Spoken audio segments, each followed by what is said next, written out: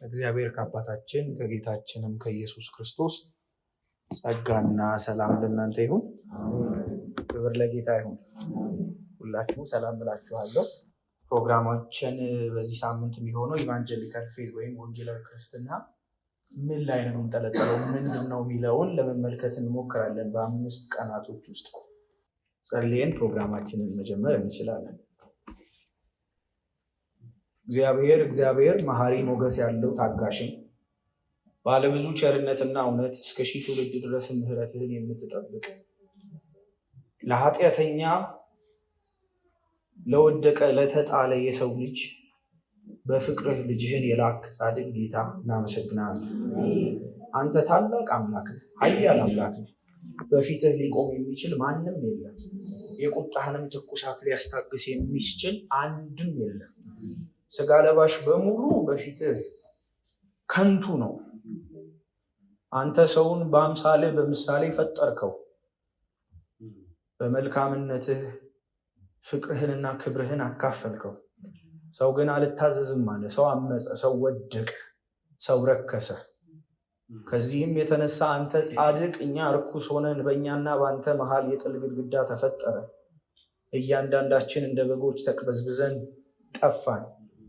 ሁላችን ወደ ገዛ መንገዳችንም አዘነበልን።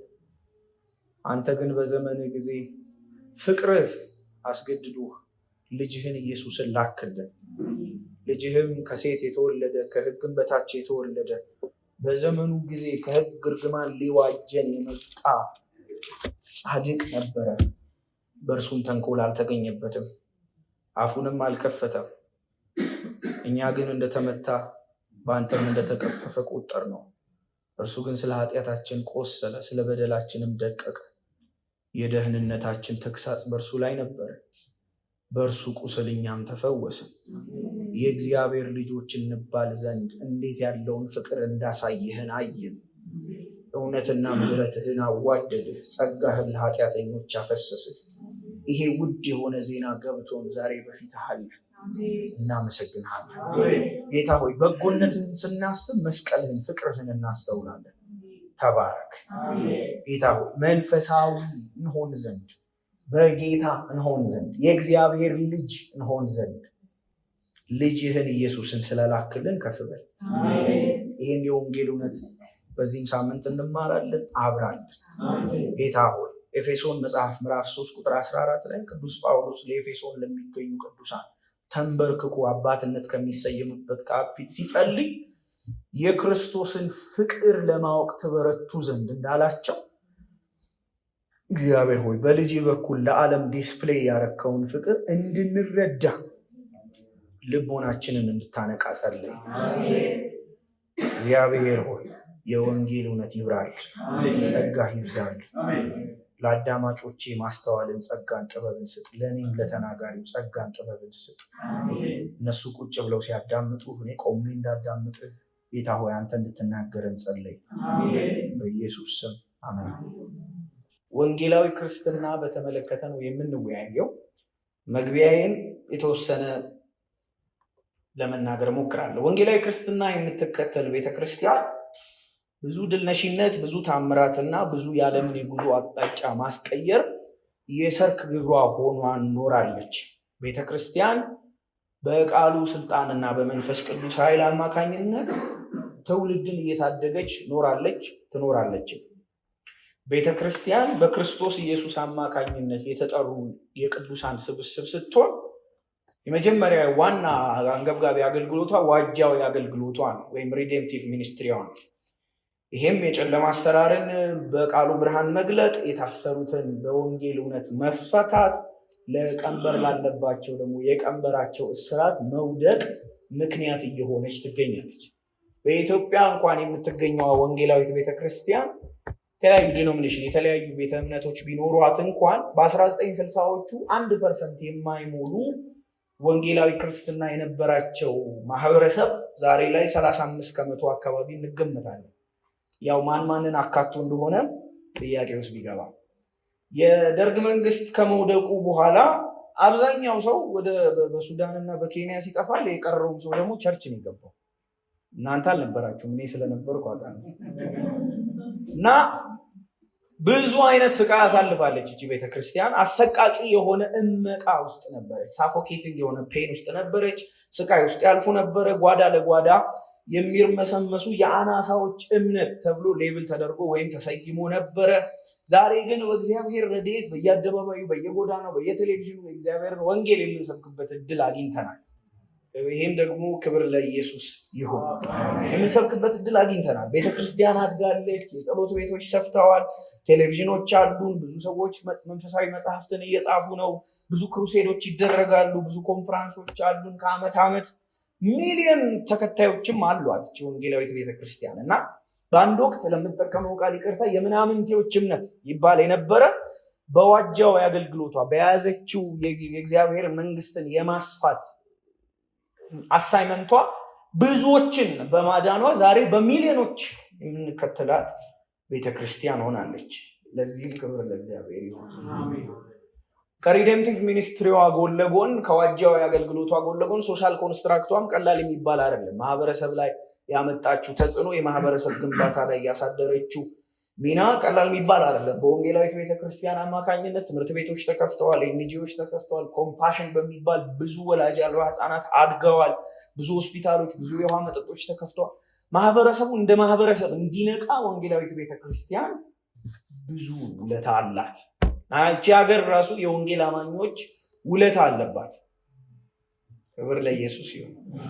ቮኬሽናል ስኩሎችን ከፍታለች። የሙያ ትምህርት ቤቶችን፣ ተማሪ ቤቶችን፣ ኮሌጆችን ብዙ አብያተ ክርስቲያናት አድርጋለች እና ስኬት ከመንገዷ ጋር የተከተላት ነገር ነው እና እግዚአብሔር አብሯት አለ። እግዚአብሔር አብሯት ስላለ ብቻ ነው በሶስተኛው ዓለም ላይ ወይም ሰርድ ወርልድ በሚባልበት ላይ እንደዚህ በብዙ ሺህ እጥፍ በተወሰኑ ዓመታት ውስጥ ልናድግ የቻሉ። ግን መንገዷ የስኬት ብቻ አልነበረም።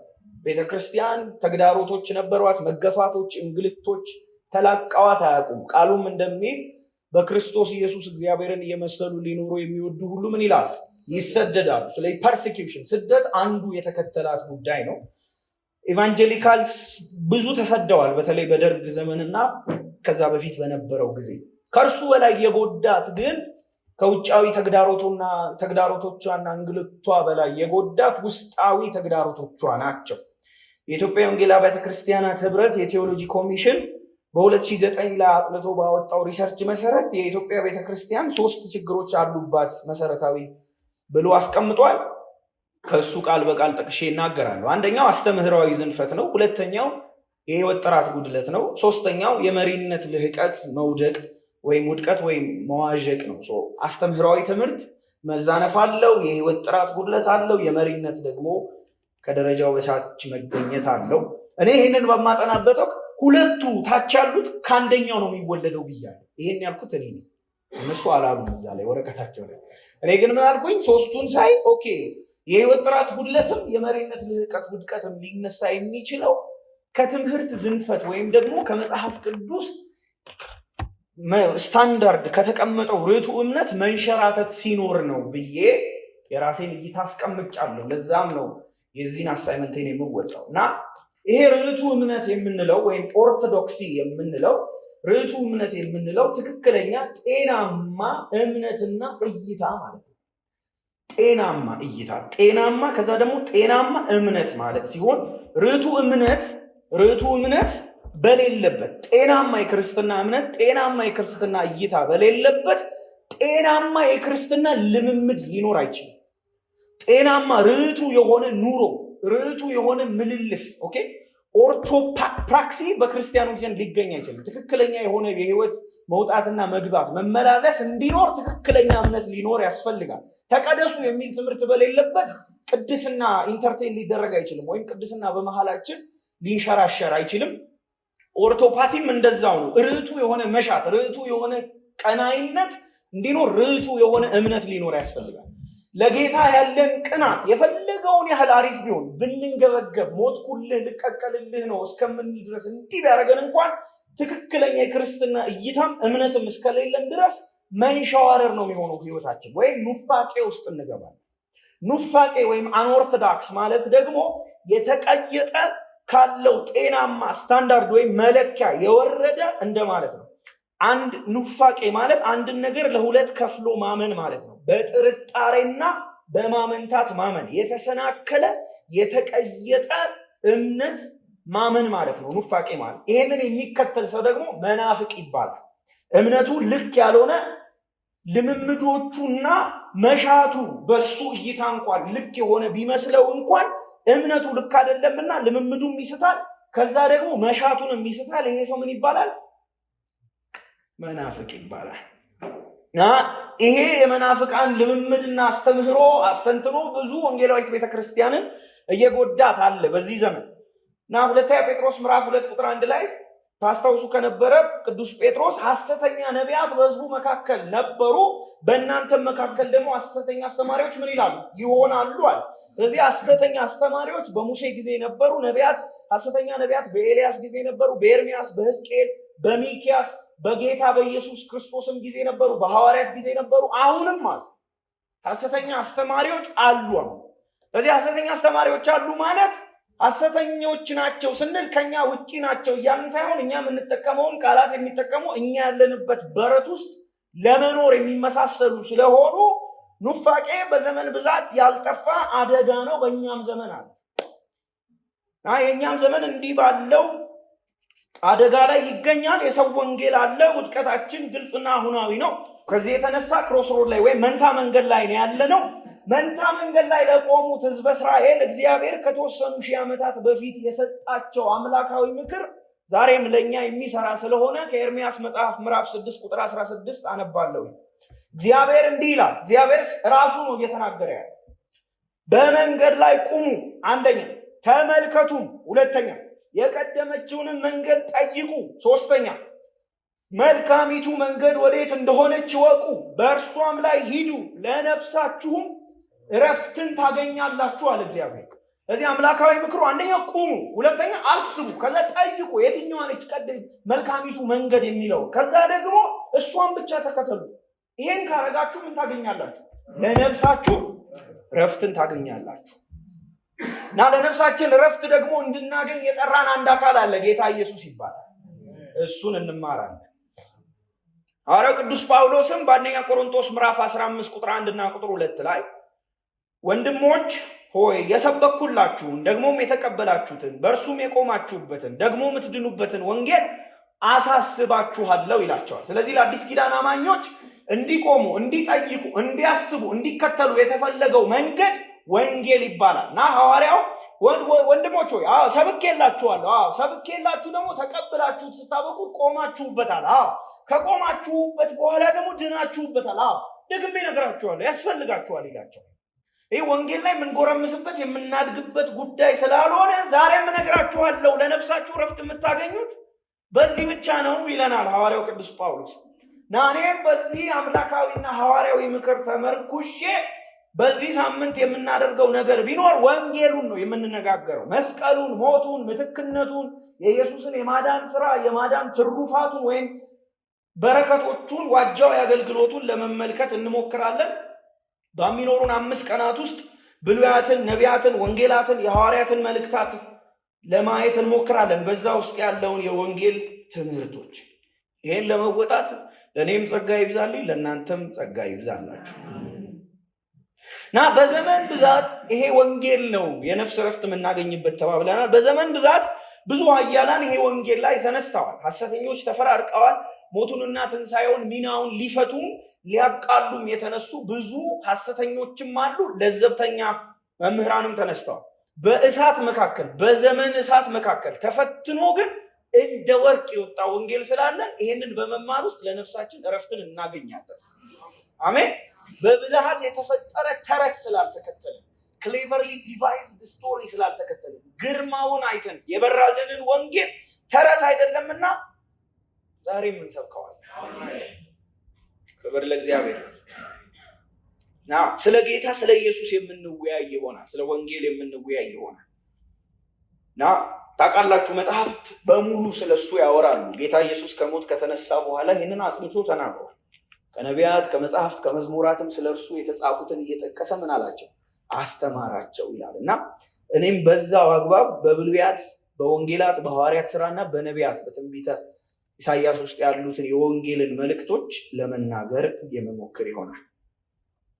አሊስተር ቤግ የተባሉ መጋቢ የክርስቶስን ሁሉም ነገር ስለ ክርስቶስ ነው የሚያወራው በሚለው ስራቸው ወይም ንግግራቸው ውስጥ ጌታ ኢየሱስ በብሉይ ኪዳን ተተነበየ፣ በወንጌላት ለመጀመሪያ ጊዜ ተገለጠ፣ በሐዋርያት ስራ ተሰበከ፣ በቅዱስ ጳውሎስ፣ በጴጥሮስ፣ በዮሐንስ፣ በይሁዳ መልእክቶች ውስጥ ተብራራ፣ ደግሞ በራእይ ሊሰራ ያሰበው ነገር ይጠበቃል ብለዋል። ይሄ የሚያሳየን ነገር ሁሉም ነገር ስለ ጌታ ስለ ኢየሱስ ብቻ ነው። በዘመን ብዛት በዘመንም መለዋወጥ ውስጥ ሁላችን በድንገት ነው የመጣ ነው። እኛም ቤተሰቦቻችንን አናውቃቸውም፣ እነሱም ሳያውቁም እዛው ተገናኝተን ፍጥረት ሲጠብቀው የነበረው ነቢያትም አባቶችም ሲጠብቁት እቺ ምድር ስትጠብቀው የነበረው ጌታ ኢየሱስን ብቻ ነው። the expected person was only Christ። ከፀሐይ በታች ሲጠበቅ የነበረ ጌታ ብቻ ነው። ይሄን የሚያሳየን ዘፍጥረት ላይ ዘር ነው፣ ዘጸአት ላይ በጉ ነው፣ ዘሌዋውያን ላይ ካህኑ፣ ዘሁልቁ ላይ የተሰቀለው እባብ፣ ኢያሱ ላይ አሳራፊው፣ ዳዊት የተቀባ ብሎ የዘመረለት፣ ጌታዬ ብሎ የተቀኘለት፣ ዳንኤል ይሞታል ብሎ የተነበየለት፣ ኤርሚያስ እሱ ሲወለድ ብዙ ሕፃናት ይሞታሉ ያለለት፣ ኢሳያስ ውልደቱን፣ አኗኗሩን፣ አገልግሎቱን፣ ሞቱን፣ ትንሣኤውን የመሰከረለት፣ ሆሴ በጥቂት ጊዜ ግብፅ ይቆያል ያለለት፣ ዘካርያስ የሚሸጥበትን ዋጋ የተተነበየለት፣ ሚልኪያስ የውልደት ቦታውን የምንጠብቀው ጌታ መቅደስ ውስጥ መጥቶ ምን እንደሚያደርግ የተናገረለት፣ ወንጌላት ስለሱ የሰበኩለት፣ እነ ጳውሎስ ስለሱ የተሰየፉለት ጌታ ኢየሱስ ብቻ ነው። ሌላ ምንም የማናወራው ዜና ራሱ የለም። በየሳምንቱ የሚደከርት ዜና ነው ያለ። ከዘፍጥረት ጀምሮ ግን እስከ ራእይ ድረስ በጠቅላላ በ1500 ዓመት ልዩነት በሶስት አህጉር በሶስት ቋንቋ በ40 ደራሲዎች ባልተገናኙ ሰዎች አንድ መልእክት ኢየሱስ። ክብር ለኢየሱስ። ኢየሱስ ብቻ። አንዳንዱ ዋርካ እየለቀመ ጻፈው፣ አንዳንዱ የንግስና ዙፋን ላይ ሆኖ ጻፈው፣ አንዳንዱ ብዙ ጋሻ ጃግሬዎች ኖረው፣ አንዳንዱ ተክዞ ጻፈው። ሁሉም ግን ያዩት ኢየሱስን። ኢቨን የጌታ ያልሆኑ ሰዎች ያበደ ነብይ የተባለው ራሱ ሊራገም ወጥቶ አየውና አየዋለዋል። በቅርብ ጊዜ ግን አለ ከያዕቆብ ምን ይወጣል? ኮከብ ይወጣል አለ። ስለዚህ ኢየሱስ ክርስቶስ ብቻ ነው የቤተ ክርስቲያን ራስም ምሰሶም ዜና። ክብር ለጌታ ይሁን። በዚህ ሳምንት በዚህ አግባብ ኢየሱስ ለምን ኃጢአተኞችን ሊያድን መጣ? እንዴት አዳነ? ከምን አዳነ? ትሩፋቱ ምንድን ነው? ጌታ ቢፈቅድና ብንኖር በዚህ ሳምንት እናያለን። ለነዚህ ሁሉ ላነሳዋቸው ጥያቄዎች እንዴት አዳነን፣ ከምን አዳነን ለሚሉት በሙሉ መልሱ ምትካዊ ሞቱ ወይም ደግሞ the doctrine of penal substitution ይሆናል። ምትካዊ ሞት አስተምህሮን ነው የምንማማረው በዚህ ሳምንት ውስጥ። ኢየሱስ የምትካዊ ሞት አስተምህሮ ማለት ኢየሱስ ለሰዎች ሲል በሰዎች ፈንታና ቦታ የነርሱን ቁጣና ቅጣት ተቀበለ። ኢየሱስ በመስቀል ላይ በእኛ ምትክ የእግዚአብሔርን ቁጣ ተቀበለ። ራስ ኮንቸር ነበር። የእግዚአብሔር የቅዱስ ቁጣውና የእግዚአብሔር ቅዱስ መዓቱ ጥማርኪ ነበረ። ይሄ ነው ትምህርታችን። ይሄ ትምህርት ሁለት ካራክተሪስቲክስ ወይም ሁለት ባህሪያት አሉ። አንደኛ እውነት ነው፣ ሁለተኛ ደግሞ ጥንታዊ ነው። ቤተክርስቲያን ይህን ትምህርት ምስባኳ ላይ ያደለበች ያበዛች ጊዜ ታድሳለች፣ ተንሰራፍታለች፣ አድጋለች፣ ብዙዎችን ወርሳለች። ይህንን ትምህርት ከምስባኳ ላይ ያሳሳች ጊዜ ብዙ መንፈሳዊ ድንቁርና ውስጥም ጨለማ ውስጥም ገብታለች። አሁንም ላለመግባቷ ዋስትና የለንም ይህን ትምህርት ከለቀቀች። እኛ ዘመን ደግሞ ይሄ ትምህርት እጅጉን ያስፈልገናል። ምክንያቱም በአንድ ወቅት ዓለማዊ ድርሳናትና ፈላስፎች እንደ ተላላነት ይቆጥሩት የነበረውን ይህንን የሚያድን ወንጌል በዚህ በ100 ዓመት ውስጥ በአውሮፓና በአሜሪካ አካባቢ የተነሳሱ ለዘብተኛ ስነ መለኮት መምህራንና ሰባኪዎች በአንድ ወቅት ለዓለማውያን የስብከት ሞኝነት የተባለው ለነሱ ሞኝነት ሆነና ዝማሪያቸውም ላይ ኑሯቸውም ስብከታቸውም ላይ ይህንን ትምህርት አውጥተውታል። በውስጥ ታዋቂነት ሌላ ወንጌልም ከትበውናል። እኛ ግን ወንጌል አማኞች ሞኝነት፣ ተላላነት፣ ምስኪንነት፣ የአይምሮ የማመዛዘኛ ክፍልን መካነ መቃብር ላይ ቆሞ እንደማውራት የሚመስለውን የተሰቀለን ኢንተሌክቹዋል ሱዊሳይድ የፈጸማችሁት ነው የሚሉን እኮ ባይዘው ኢቫንጀሊካል ቢሊቨርስ የተሰቀለን፣ የታረደን፣ ጎልጎታ ላይ የተንከራተተን፣ መተንፈስ አቅቶ ደሙ እዛና እዛ የተረጨ ስጋው የተቆራረሰውን የተመታውን የተሰቀለውን ብቸኛ መንገድ ብለን እንከተላለን። አሜን። እግዚአብሔር ይመስገን። በቃ ብቸኛ መንገድ ይሄ ነው ብለን አናለዝብም። ብቸኛ መንገድ ነው። የሞተ የተሰቀለ አቃተኝ አለ ላጠፍ ያለው በቃ ብቸኛው መንገድ እሱ ብቻ። ክብር ለኢየሱስ ይሁን። ይህ ስለበራልን ራሱ እግዚአብሔር ይመስገን። በእውነት ይሄን ጳውሎስ እኮ ብርሃን አለውና ይሄ ከጠቢባን ተሰወረ አለ። ብዙ ሰዎቹ ማትስና ፊዚክስ ቀምረው ሊደርሱበት ማይችሉትን ጉዳይ ሂሳብ መደመር ቁልቁል መደመር ማይገባን ሰዎች ኢየሱስ በራቸው።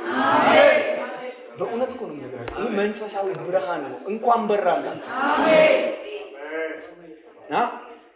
መዋጀታችንን መታረቃችንን በእርሱ ብቻ ነው።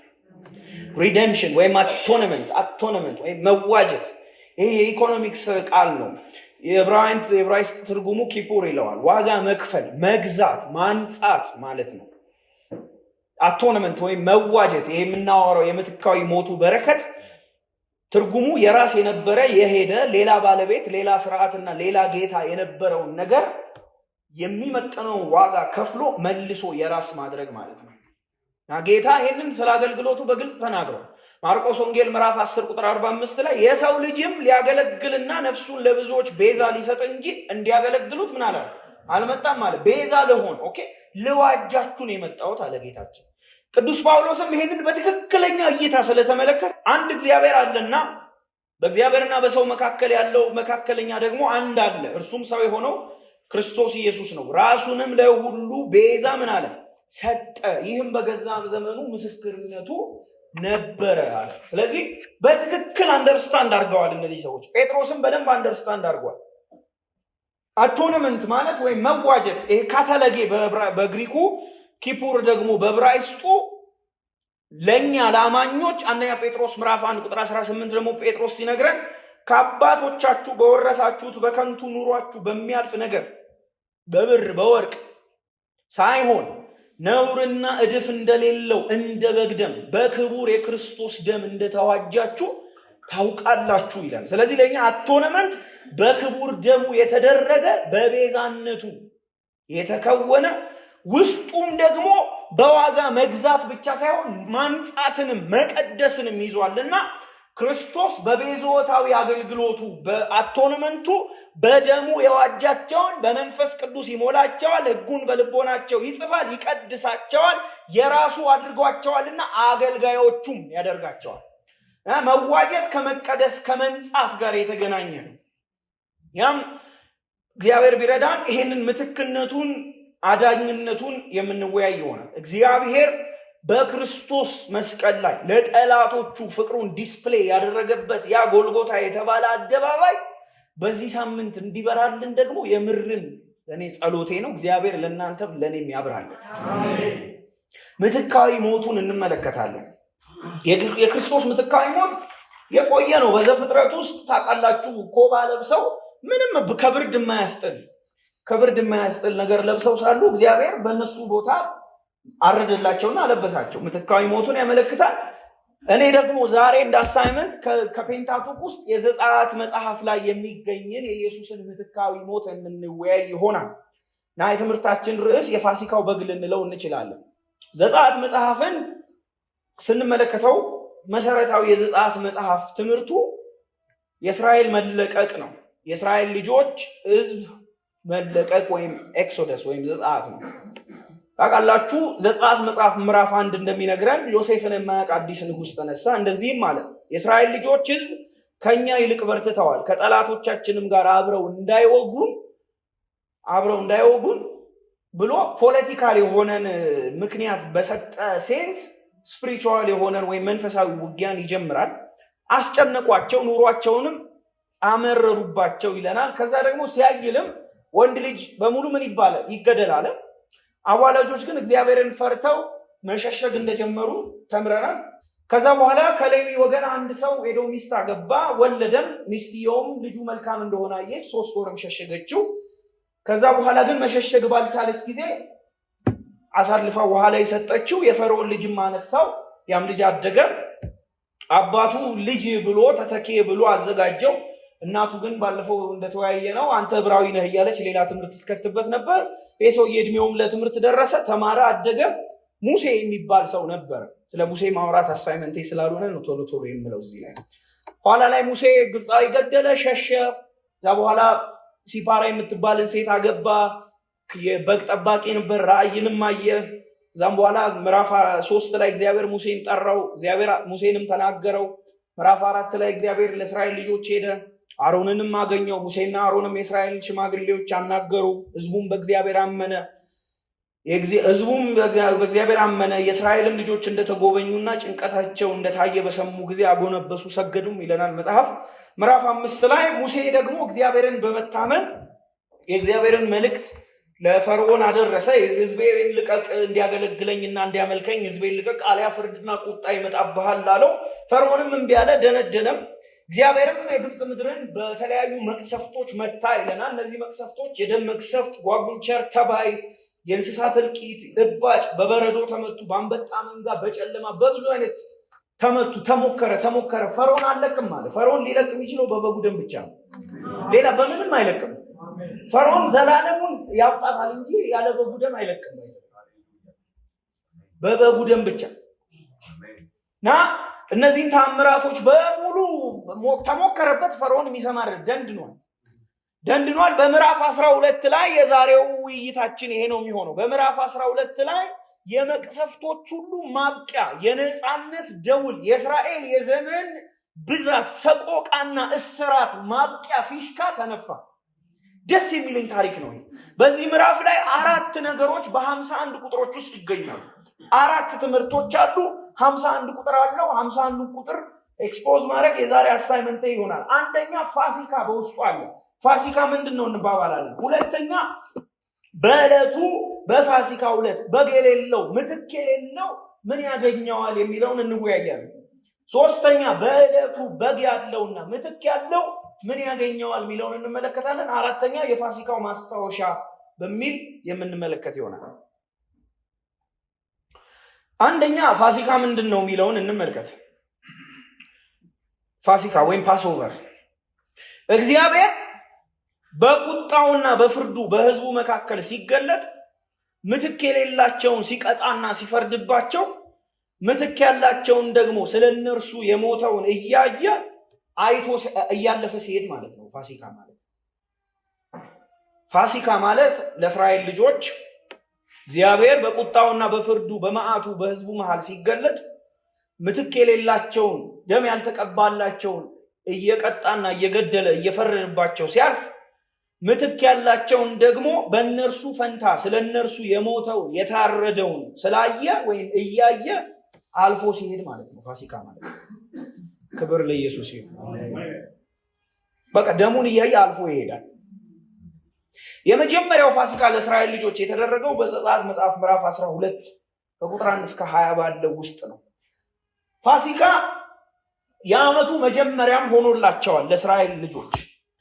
ፋሲካ ለእስራኤል ልጆች የዓመቱ መጀመሪያ ሆኖላቸዋል። የወረው መጀመሪያ ነው። ቁጥር 1 እንደዚህ ይላል። እግዚአብሔርም በግብፅ ሀገር ሙሴንና አሮንን እንዲህ ብሎ ተናገራቸው። ይህ ወር የወሮች መጀመሪያ ይሁናችሁ፣ የዓመቱ መጀመሪያ ወር ይሁናችሁ አላቸው። ስለዚህ ፋሲካ የዳኑበት እንደገና ወደ ህይወት የቀጠሉበት አዲስ ኑሮ የጀመሩበት ዕለት ስለሆነ የወራቸው መጀመሪያ ነው፣ የዓመታቸው መጀመሪያ ነው። ቁጥር 3 ላይ እግዚአብሔር ለእስራኤል ልጆች በሙሉ እንደዚህ ይላቸዋል። በዚህ ወር በ10ኛው ቀን ለእያንዳንዱ ቤት መኖሪያ ለአባቱ ቤት 1 ጠቦት ለአንድም ቤት 1 ጠቦት ይውሰድ እያለ ለእያንዳንዱ በግ እንዲኖራቸው ለእያንዳንዱ የፋሲካው በግ አስፈላጊ ነው ብሎ ሲያዛቸው እንመለከታለን። በፍርዱና በቁጣው ቀን መዓቱን ሊገልጥ ሲመጣ ምትክ የሆነ የታረደ ደሙ በመቃና በጉበናቸው ላይ የተቀባላቸው ያስፈልጋቸው ስለነበረ በጉ ለእያንዳንዱ ቤት አስፈላጊ ነበር እና መዓቱን ለማምለጥ በጉ አስፈላጊ ነው። ክብር ለጌታ ይሁን። እና በጉን ደግሞ አርደው ደሙን እንዲቀቡት ያዛቸዋል። ማረድ ብቻ ሳይሆን ደግሞ መብላት እንዳለባቸውም ይነግራቸዋል። መብላት አለባቸው። ደግሞ ሲበሉ ሁሉም ነው መብላት ያለባቸው። መታረድ ብቻ ሳይሆን መበላት እንዳለበትም ይነግራቸዋል። እና ማንም አልቀረም፣ ሁሉም እንዲበሉት ታዘዋል። ዓለም ላይ ንጹሑን መልካሙን የተባለውን በግ አዘጋጅተው እንዲያርዱት እንዲበሉትም የእግዚአብሔር የፋሲካው ትእዛዝ ነበር። አንድም ያልታረደለት አልነበረም፣ ምክንያቱም በመሃላቸው አንድም ጻድቅ ስላልነበረ እና ማንም አልቀረም ይለናል። ቁጥር 5 ላይ ስለ በጉ ስፔሲፊኬሽን፣ ስለ በጉ ሁኔታ ሲናገር ይህ የሚታረደው በግ ያለ እንከን ያለ በሽታ መሆን አለበት። ያለ እንከን ያለ በሽታ መሆን አለበት። ይሄ የበጉ ንጽህናና ፍጽምና ከአንደኛ ጴጥሮስ ምዕራፍ 1 ከቁጥር 18 ጋር ጴጥሮስ ከተናገረው ስለ ኢየሱስ ከተናገረው ጋር ይመሳሰላል። ከአባቶቻችሁ ከወረሳችሁት በከንቱ ኑራችሁ በሚያልፍ ነገር በብር ወይም በወርቅ ሳይሆን ነውር የሌለው እድፍ እንደሌለው በግ ንጹህ የሆነ ክቡር የሆነ የክርስቶስ ደም ስለሚል የጌታም የኢየሱስ ክርስቶስ መስዋዕትነቱ ማንነቱ ነውር አልባ ፍጹም ክቡር እንደነበረ ይሄኛውን በግ ነውር አልባ ፍጹምና ክቡር ነበር። ክብር ለጌታ ለኢየሱስ ይሁን። ተወዳጆች ሆይ ይሄ በግ ንጹህ ነው። ከዛ ደግሞ ቁጣን መሸከም የሚችል በግ ነው እና የእግዚአብሔርም አንድያ ልጅ እንከን የሌለበት የዓለምን ኃጢአት የሚያስወግድ የእግዚአብሔር በግ ነው። የእግዚአብሔርን ጥም ሊያረካ የቻለ እንከን የሌለበት ክቡር በግ። ይሄ በግ 1 ዓመት ይሆነው ይላቸዋል። በጉ ጠንካራ መሆን አለበት። መለኮታዊ ቁጣን መሸከም የሚችል ለአዲስ ለሚጀምሩት የህይወት መንገድ ለዘጸአታቸው ለህይወታቸው በር የሚሆን ለዘመናት ለኖሩበት ደግሞ የሞት ህይወት ቅርቃር የሚሆን የሚችል በግ መሆን ነበረበት። መለኮታዊ ቁጣን የሚያበርድ በግ ነበረ። በጌታ በኢየሱስ ክርስቶስ ምሳሌ የሆነ በግ ነው። እግዚአብሔር ስለ በጉ ከተናገረ በኋላ ቁጥር 6 ላይ ደግሞ የመታረጃውን ሰዓት ይነግራቸዋል። ሲመሽ አካባቢ ረዱት ይላቸዋል። ጆሴፈስ የሚባል የታሪክ ጸሐፊ፣ የአይሁዳውያን የታሪክ ጸሐፊ እንደሚነግረን እስራኤላውያን የፋሲካውን በግ የሚያርዱት ወደ ከሰዓት ወደ ምሽት አካባቢ ነው። በተለምዶ ወደ 9 ሰዓት አካባቢ ነው የሚታረደው ይሄ ፋሲካው በግ። ጌታችንም ስለኛ የታረደው 9 ሰዓት ላይ የሞተልን። ቁጥር 7 አሁን ማረዱና መብላቱ ብቻ አይደለም ዋናው ነጥብ ቁጥር 7 ላይ ከደሙም ወስደው በሚበሉበት ቤት ሁለቱን መቃኑንና ጉበኑን ምን ይበሉት? ይቀቡት። በደሙ ወስደው በሚበሉበት ቤት በሚኖሩበት ቤት ውስጥ መቃኑንና ጉበኑን ምን ይበሉት? ይቀቡት። እዚህ ጋር እግዚአብሔር የኃጢአት ቁጣውን እየገለጠ ያለው አዘሆል ግብፃውያን ላይ ብቻ ሳይሆን የሰው ልጆች ላይ እንደሆነ ነው የሚያመለክተን። ምክንያቱም ሌሎች መቅሰፍቶቹ ዕብራውያን በመሆናቸው ምክንያት አልፏቸዋል። አይደለም ጨለማው ዕብራውያን ስለሆኑ አልደረሰም እነሱ ጋር። እባጩም የእንስሳት እልቂቱም የተለያየ የእግዚአብሔር መቅሰፍቶች በጠቅላላ ዕብራዊ ስለሆኑ ብቻ አልፏቸዋል። ይሄ ዕብራዊ በመሆን አይታለፍም። ይሄ የሚታለፈው ደሙን በመቀባት ብቻ ነው። በሌላ በምንም ነገር ሊወጣም ሊታለፍም አይችልም። ኦኬ፣ ቀቡት። የምትበሉበትን ቤት እናንተ ያላችሁበት ቤት ይቀባ። ለምን? እኔ ቁጣዬን ስገልጥ የምገልጠው በሰው ልጆቹ ላይ ነው። ደሙን ግን በመቃንና በጉበኑ ላይ ያደረገ ምን ይለዋል? ያልፈዋል። ቁጥር 12 እንደሚነግረን በዚያ አልፋለሁ ይለናል እግዚአብሔር። በኩር ጠቅላላ እንደሚገድል ለመግደል ስመርጥ፣ አጸፋዬን ለማሳረፍ ስመርጥ የማሳልፈው ዘር እያየው ኪዳን እያየው ጄኔቲክስ እያየው ሳይሆን ደሙን እያየው ብቻ ነው ይለናል እግዚአብሔር።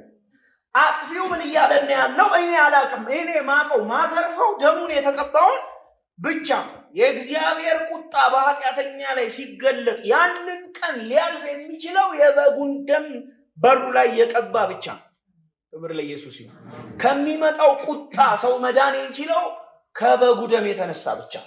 ቁጥር 9 ላይ ደግሞ አበላሉን ይነግራቸዋል። ሆድ ዕቃው እንዳይቀር የተገኘውን በሙሉ እንዳትመርጡ ብሉ፣ ጠግባችሁ ብሉ ይላቸዋል።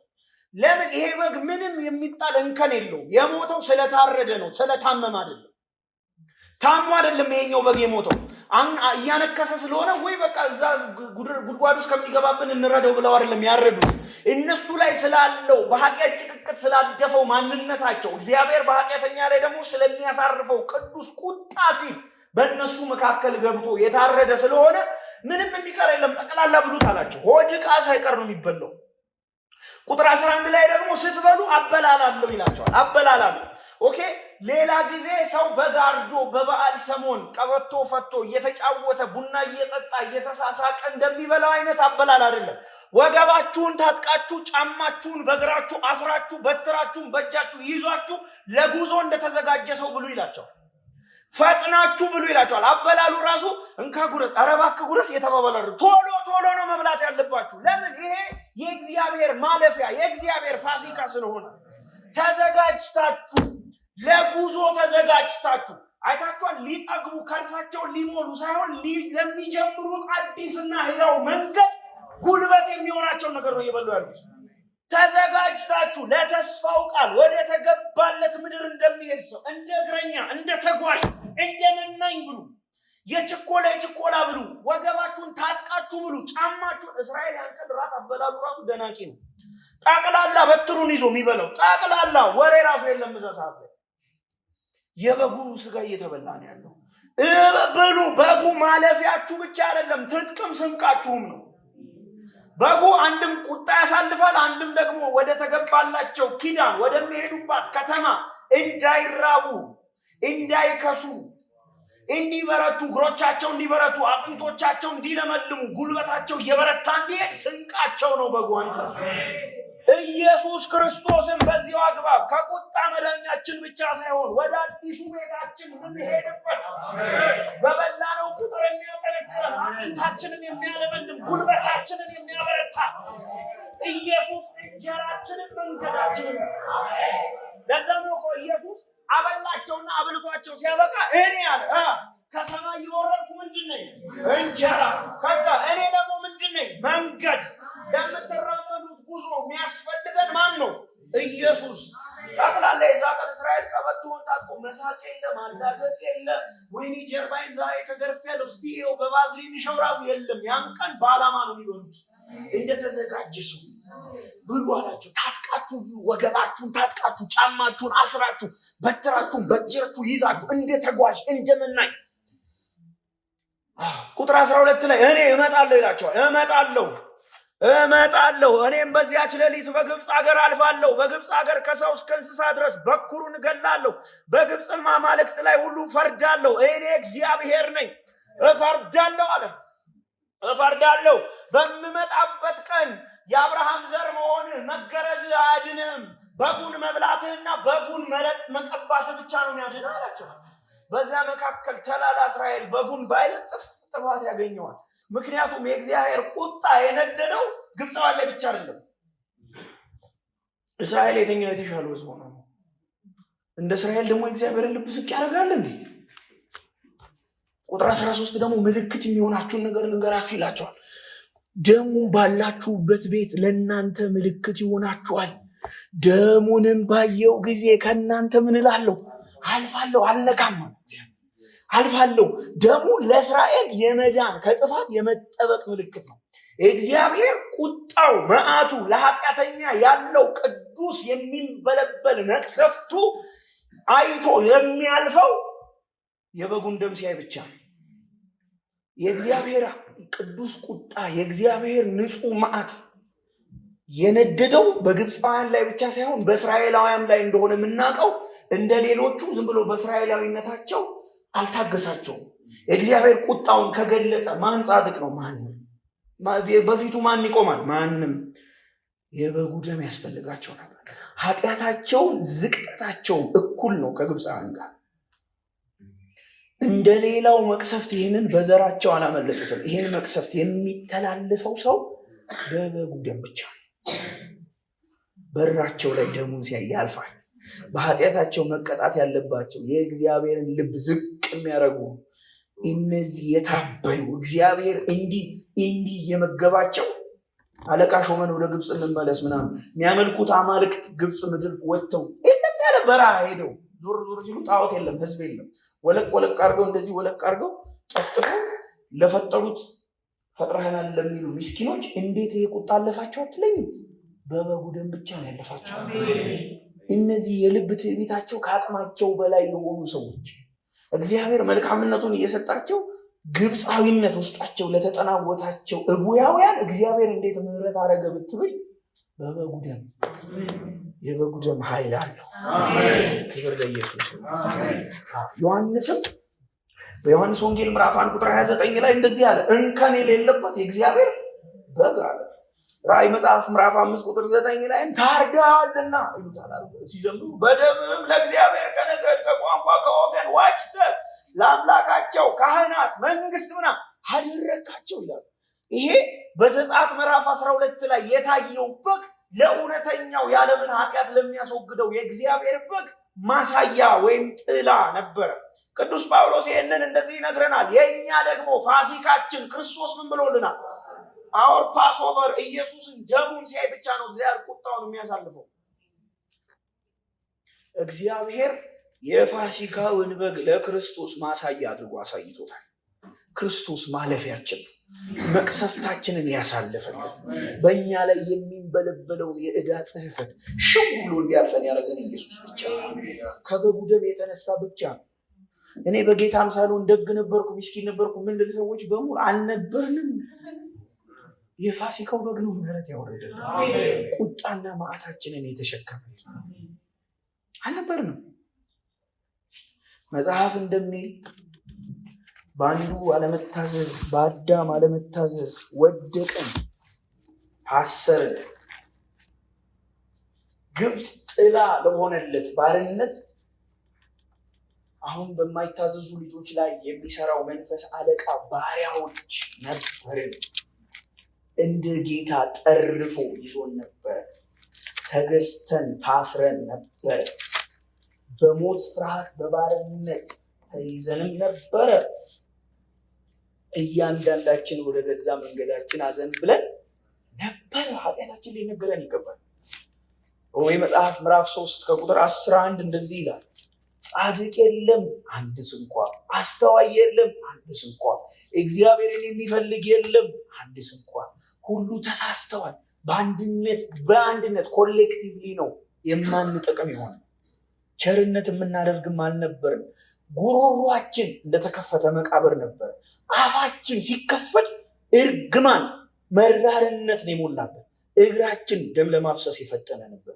ጥፋትና ጉስቁልና መንገዳቸው ላይ ነበር።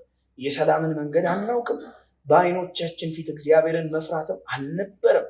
አፍን በሙሉ ይዘጋ ዘንድ ይለናል። ጠቅላላ ይውላችሁ የርኩሰት ጭማቂ ያሰከረን፣ በኃጢአት ጭቅቅት ያደፍን፣ የጠለሸን፣ ኃጢአት የነከረን፣ የተሰገሰግን፣ የዲያብሎስ እስራት ውስጥ የነበርን፣ እግዚአብሔርንም የማንፈልግ ራሳችንንም የማንፈልግ የሞትን፣ ከእግዚአብሔር ሕይወት ርቀን የነበርን፣ ለተስፋው ቃል እንኳን ያልቀረብን፣ ከመዳኔ በፊት አሪፍ ነበርኩ አልነበርንም፣ ቆሻሾች ነበርን።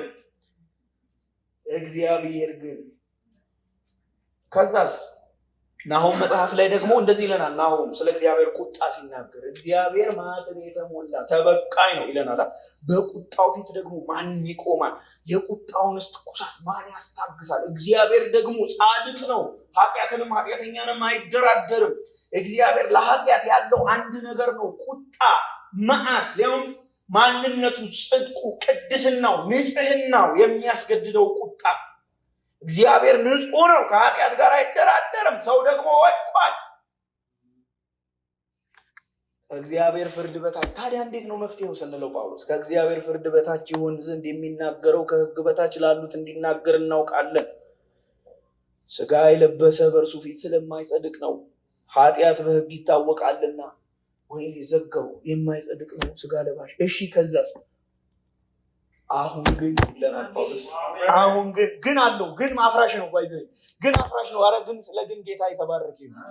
ግን አፍራሽ ነው። አሁን ግን በሕግና በነቢያት የተመሰከረለት የእግዚአብሔር ጽድቅ ያለ ሕግ ተገልጧል። እርሱም ለሚያምኑ ሁሉ በኢየሱስ በማመን የሚገኝ የእግዚአብሔር ጽድቅ ነው፣ ልዩነት የለምና። አይሁዳውያን ምንድነው የምትሉት? ሁላችሁ ኃጢአትን ሰርታችኋል፣ የእግዚአብሔርም ክብር ጎሏችኋል። ታዲያ እንዴት ነው? ምንድነው? በኢየሱስ ክርስቶስ በሆነው ቤዛነት በኩል እንዲያው በጸጋው ይጸድቃሉ ይለናል መጽሐፍ።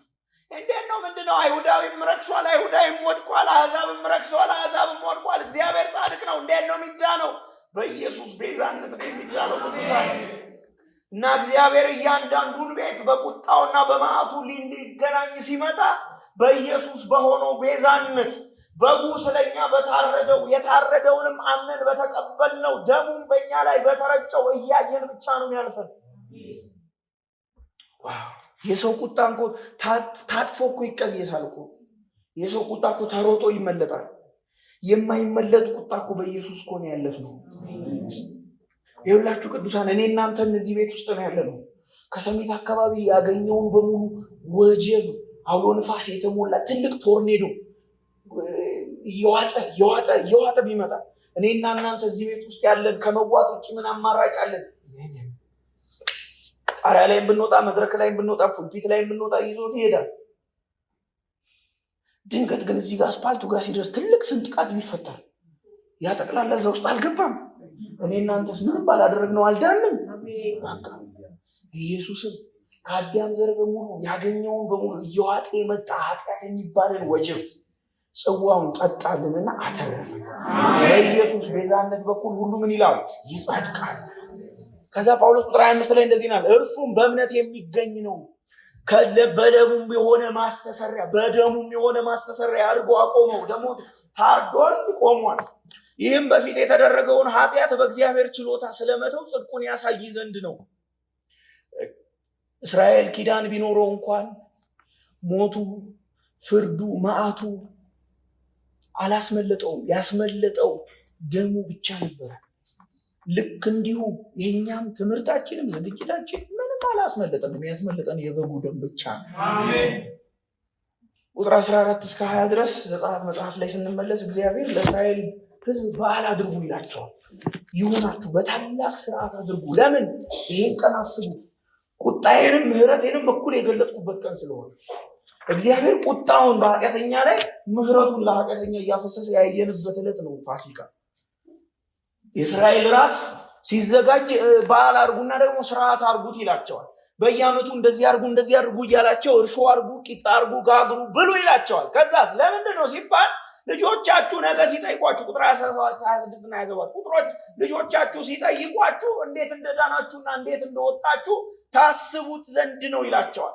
እና እስራኤላውያን ብዙ ራት አላቸው፣ ግን አንድ ራት አለ በጣም የተለየ ሽር ጉድ የሚሉለት ራት። ከዛ አዲስ የተወለደ ሕፃን ልጅ መጥቶ አባዬ ምንድነው የዛሬው ራት ቢላችሁ፣ እኛማ ታስረን ተጠርንፈን ተያይዘን ባሪያ ነበርን። ከዛስ እኛ በብዙ ነገር ሞከርን፣ ልንወጣም አልቻልንም። ጮህን ልንወጣም አልቻልንም። እግዚአብሔር ምጤና አባጭ ለቀቀባቸው፣ አልቻልንም። መጨረሻ ላይ ሳባዬ መጨረሻ ላይማ እረዱት አለን። ምኑን? በጉን። ከዛስ በጉን በላ ነው። ከዛስ በጉን ቀባ ነው። ከዛስ እኛ እዛው ባለንበት ነፃ አልወጣንም። እሱን ነው የምናስታውሰው እኛ። በቃ ልጅየው ለዛ ነው ይሄኛው ራት የሚለየው ይላል። ታስረን ተይዘን ተጠርንፈን ሚስኪኖች ነበርን። እንደ ዛሬ ባላገሮች እንዳንመስልህ። እንደ ዛሬ ዳን፣ ይሁዳ፣ ቤርሳቤ የሚባል መሬትም አልነበረንም። ጭቃ መጠፍጠፍ፣ ጡብ መስራት ነበር ማንነታችን፣ እኔነታችን። 430 ዓመት የተያዝንበትን እስራት የወጣንበት ዕለት ነው። የጌታ እራትም እንደዚሁ መታሰቢያችን ነው። ከዛ እስራኤላውያን ደግሞ ያንን ሲበሉ የበሉት ለመዳንም ለመታጠቅም እንደሆነ እኛም የጌታ እራት ስንበላ ለመታሰቢያ ለመበርቻ ነው የምንበላው። ዝም ብለን ስርዓትን እናሟላ አይደለም የጌታን እራት የምንወስደው። ስናስብ መዳናችንን እናስባለን፣ መለቀቃችንን፣ በጎልጎታ የተሰራውን ውድ ስራ እናስታውሳለን። ደግሞ ያበረታናል፣ ስንቅ ይሆንናል፣ ያበረታል። ወደ ጽዮን በሚደረገው መንገድ ጉዞ አጥንታችንን ያበረታል፣ ጸጋ ያበዛል። ክብር ለኢየሱስ ይሁን። ፋሲካው ይሄ ነው። በቃ አልፏችኋል።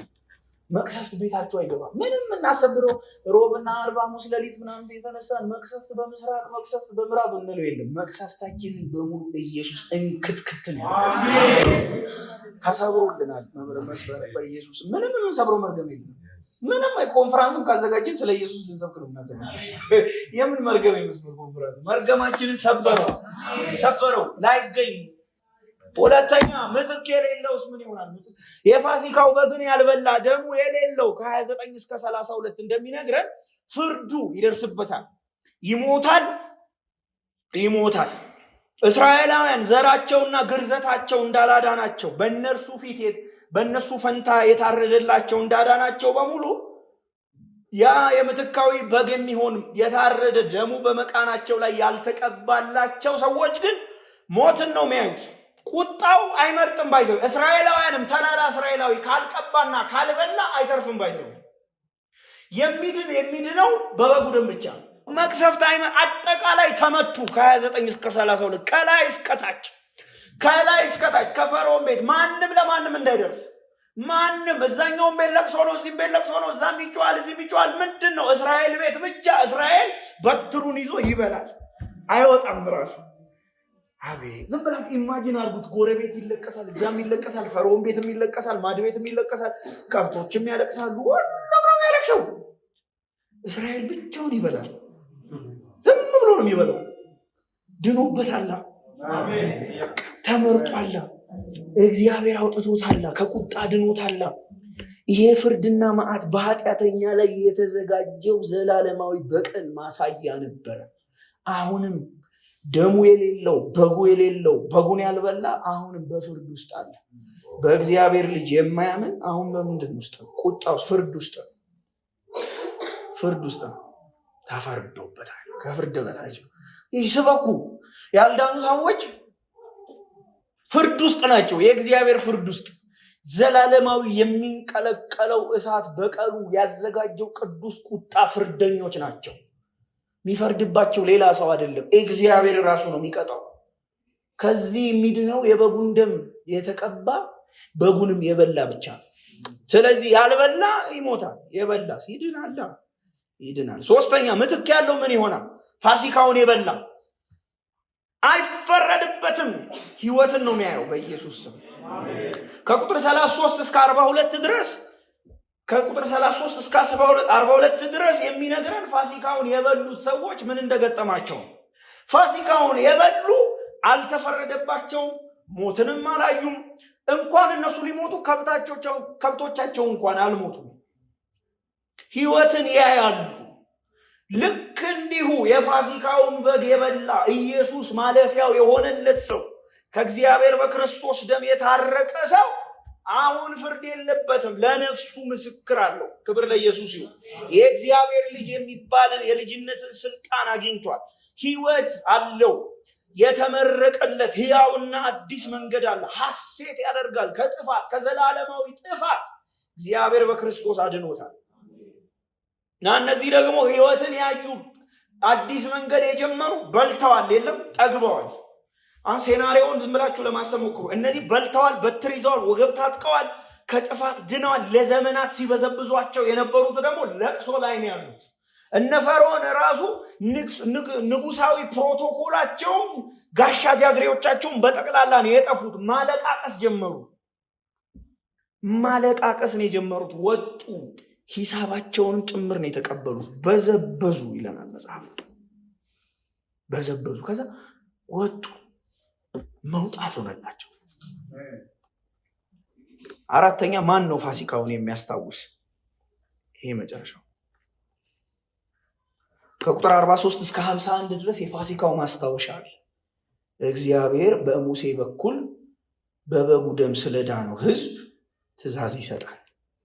እግዚአብሔር በበጉ ደም በኩል ስለነበረው ምትክነት እንዴት ማስታወስ እንዳለባቸው የበጉን ደም ወይም የበጉን የመታረድ የምትክትነት ስርዓት ያስታውሳቸው። አንደኛ ሕጉ ውስጥ ይበላ ይላቸው። አንደኛ ሕጉ በጉ ስታርዱት ውስጥ ብሉት፣ ውስጥ ከአጥር ውጭ እንዳትወጡ ይላቸዋል። ቁጥር 46 ላይ ደግሞ አጥንት እንዳትሰብሩ ይላቸዋል። አጥንት እንዳትሰብሩ ያላቸው በሁለት ምክንያት።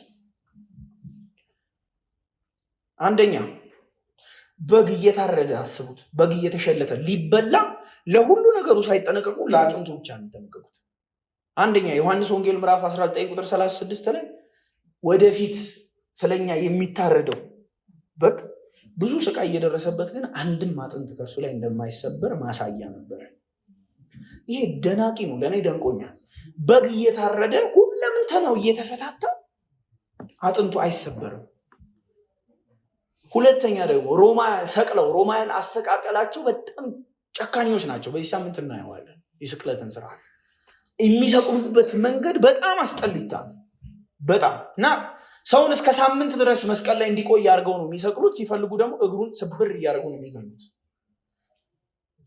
ሀገር ሰው ይሰቅላሉ። ጆሴፈስ እንደሚነግረን ኢየሱስ በተሰቀለበት ሰሞን አካባቢ ወደ 30,000 ሰው ተሰቅሏል። 30,000 ሰው ሲሰቅሉ የሀገር ሰው እግር ሲሰብሩ አንድ አጥንት አልተሰበረም። የጌታ ኢየሱስ አጥንት አልሰበሩትም። ማሳያ ነው።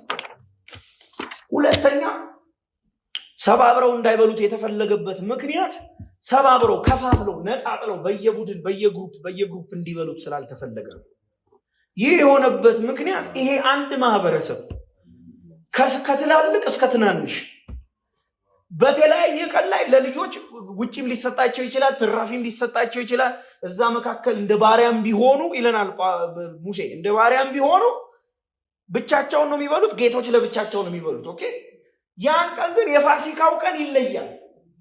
ጠቅላላ እንዲከበው ነው የሚበሉት እና የተማረውም አለ፣ ያልተማረውም፣ ንጉሱም አለ፣ ባሪያውም አለ፣ ደካማውም አለ፣ ጠንካራውም አለ። ጠቅላላ ከበው እንደ ህዝብ ነው የሚበሉት። ሁሉም ነው የሚጠግቡት። ደግሞ የሚያስተርፍም አይኖርም ከመካከላቸው። ይሄ ማሳያው አንደኛ ቆሮንቶስ ምዕራፍ 10 ቁጥር 17 ላይ ቅዱስ ጳውሎስ እንደ አንድ እንጀራ ስለሆነ እኛም ብዙዎች ስንሆን አንድ ስጋን ሁላችን ያንን አንዱን እንጀራ እንከፋፈላለንና በስጋ የሆነውን እስራኤልን ተመልከቱት። መስዋዕቱን የሚበሉት የመሰዊያው ማህበርተኞች አይደሉምን ይላል። ከበው ያን ቀን የሚበሉት ያን ቀን የሚበላው ለመጥገብ አይደለም። ያን ቀን የሚበላው ለማምለጥ ነው፣ ለማምለጥ ነው። እና እንደዚሁ ነው ቸርችም የጌታን እራት በግል በኳየር በአገልግሎት ህብረት በግሩፕ በባይብል ስተዲ አንወስደውም። እንደ አካል ከበን ነው የምንወስደው። ከበን መልካምነቱን ቸርነቱን የምናስብበት፣ ከዛ ለሚገጣውም ትውልድ ደግሞ የበጉን ደም መስዋዕትነቱን የምናስታውስበት፣ መታሰቢያ የምናደርግበት፣ ደግሞ ለምንጓዘው የክርስትና የመናኝ ጉዞ የምንጠነክርበት የምንበረታበት ነው። ይሄ መንፈሳዊ ነው እንጂ ሰው አንድ ትንሽ የቂጣ በልቶ እንዴት ይበረታል? አይበረታም። ሰው ውስጡ ግን ቂጣ ብቻ አይደለም፣ ውስጡ መንፈሳዊ ተአምራት የሚያበረታ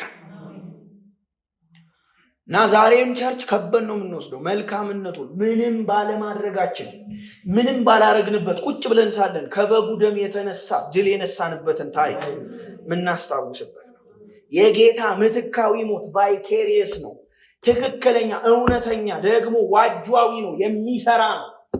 አንድ ሰፈር ሄዶ አንድ ሰፈር አይደክምም። አዳራሹ ስለማይጠበን ዛሬ ኑ እንላለን ብሏል ደረጀ ከበደ። በቃ በጉን ተሰብስበን ምን በለው አጥንቱንም እንዳትሰብሩታል።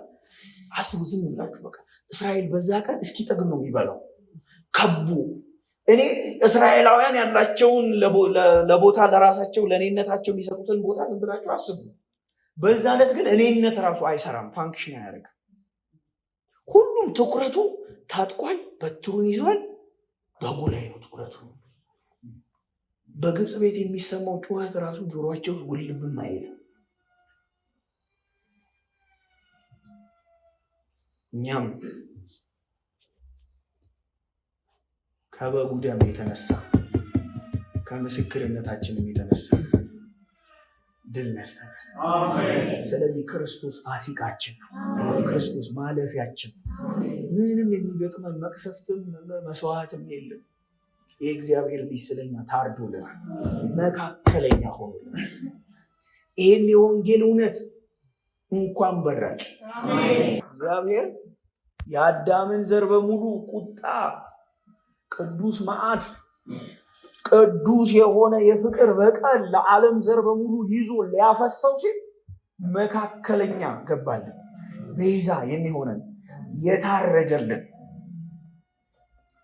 ስለዚህ እኛ በስብከት ሞኝነት እንደዚህ እንላለን፣ እኛ የተሰቀለውን ኢየሱስ ክርስቶስን እንሰብከዋለን።